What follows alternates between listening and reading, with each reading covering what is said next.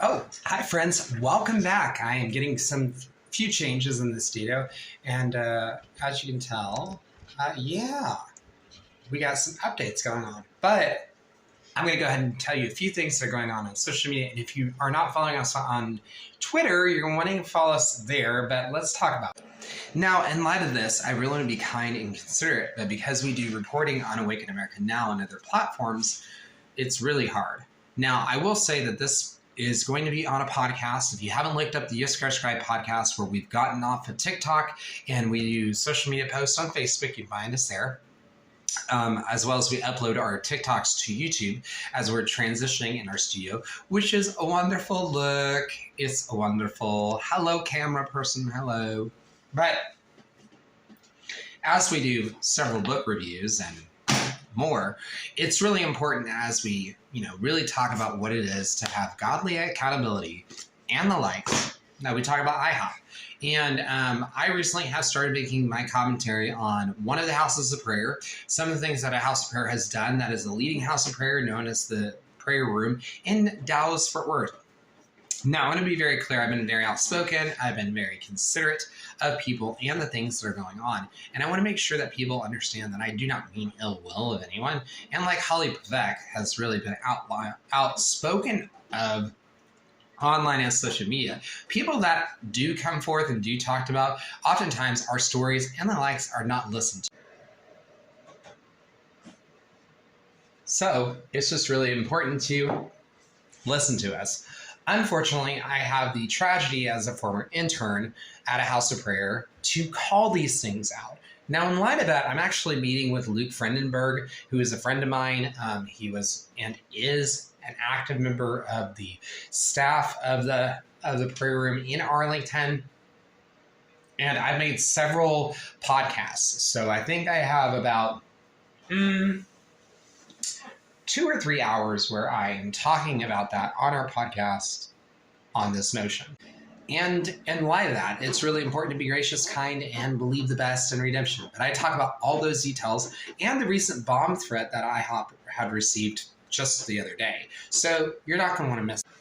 But it's really important. And some of the casualty that can happen is that there's a lack of ethics. So ethics are really important. This is the reason why this video is going to be uploaded as a charismatic chaos. So I don't think so, and so much more, because this content is damageable in the life of people. As many people know, I'm actually writing a book that covers the charismatic world and the lack of, accountability. Just like I uncovered DTT and how it's a therapy that progressive leaders want to force on people that isn't proved to really help anybody whenever you're doing affirmative therapy, and it produces depression and can lead to the death of many. And it's just observable. So it's not something that's questionable. It's a real thing. And because it's a real thing, it causes dilemma and it needs to be addressed. Well, and I digress. It's just really needed right now more than ever. But if you're interested on my full takes and those things, go and do the clicky click and go to the podcasting. And I know that we're on Spotify and our podcast is starting to boop. And I think it's about 6 weeks and podcasts start sharing. So soon we hope to be on other platforms, fingers crossed and all that jazz. But in the likes of this, I think it's just really important to realize that, this is a bigger implication, especially if you're theological or if you're not theological. It has a lot of, certain values that we need to understand. But more than anything, it's really a call and a need to dive into this area in a more substantial way. It allows people to talk about really accountability. And that's one of the hardest issues right now in our society, is being accountable, or like Biden and the laptop issue, or like pornography on the Senate floor. Check those things out on that podcast. So it's difficult. I said a few things, and I would love to know your ideas and thoughts. You can also support the work I do by going to patreon.com/subscribe. We also have resources and links that are wonderful, especially if you're coming out of the gay community. I know that it's a very difficult journey, and if you're gay and you're like, I want to be gay, okay, more power to you. But people that don't want to be have to have our lives respected. Like I've covered on my last several reels on TikTok, ex-gays are laughed at, I've had to report several people for discrimination, and it's also difficult to have the algorithm set up where we can't even learn about stories, we can't even search for it. So eventually, we're going to have to really take on TikTok and so many more, and it's really important that we do this. One of the things that I believe in doing, and I have recently been outspoken about, is going and actually standing in front of the White House. And I recently reached out to the Biden administration, and I'm expecting some type of call, but they're not doing anything until the start of the year. And here's the reason why I am advocating that the United States has an amendment to the Constitution. And I have some pretty good solid grounds as to why. Well, like I covered on my podcast and so many more, individuals are treated that we just don't exist, despite having history and culture and so many more. And people decide to be detrans and ex-gay for a variety of reasons, for religion and more. And I cover those issues on my podcast, and you can find out more details and on social media if you follow me on the subscribe. But it's really important that we have the same value and the same type of integrity, treatment, and response and affirmation as other groups. Because of that, we're not treated as a minority, and it's not fair. It's actually discrimination, and it's hate. Oh my goodness. So if you believe in human rights and you're a human rights advocate, and you're to be more moderate in your approach, like several neoists are not, and you know who you are, him, she, they, her, alphabet, and Sue, it really is important to do this. And I think that everybody can agree that people deserve to be valued.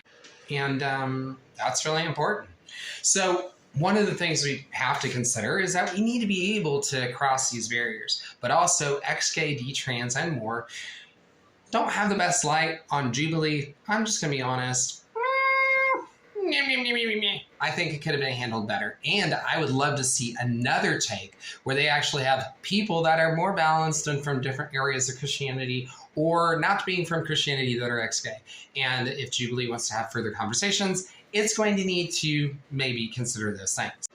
But like I said, it is really important for people to be aware of this issue. This is a major issue, and people are making claims of gender studies that are just emphatically not true. This is damaging. It leads to depression, suicide, and more. And yeah, but we're seeing this explosion currently on TikTok and Twitter. Well, Twitter is trending.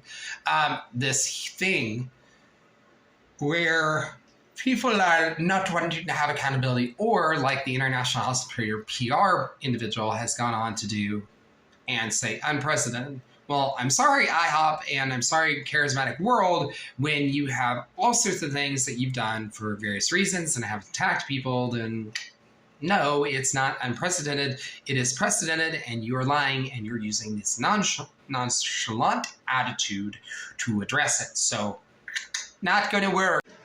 But even more so, it's really important to understand that when we have these events going on, we can realize that maybe not everything's correct.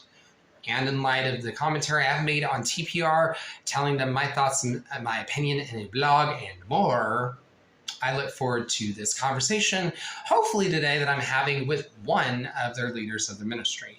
And I think it's important to cross these boundaries. Without further ado, you can check out the work I do on patreon.com. And if you'd like this, you can go ahead and give a thumbs up and a clickety-click and follow me. But I'm also on YouTube. I have a whole series of playlists where I've been developing over the last year, listening, commentary, listening to you neo-pronoun people, and now I'm going to start rebutting all of those conversation points you guys did last year. So it'll be great to see. You're going to like this. You're going to like this content. Follow me here, and I will see you, or click down below if you're on the U of tubing, and together we can make the world a more peaceful place. I'm involved on Patreon. If you want to support me, go to patreon.com, clickety-click, down use subscribe if you'd like to give on Cash App or PayPal, and I will see you on the flip side. My name's Sean. These are a few updates by the subscribe, and I will see you later. Together, we can make the world a more peaceful place, right?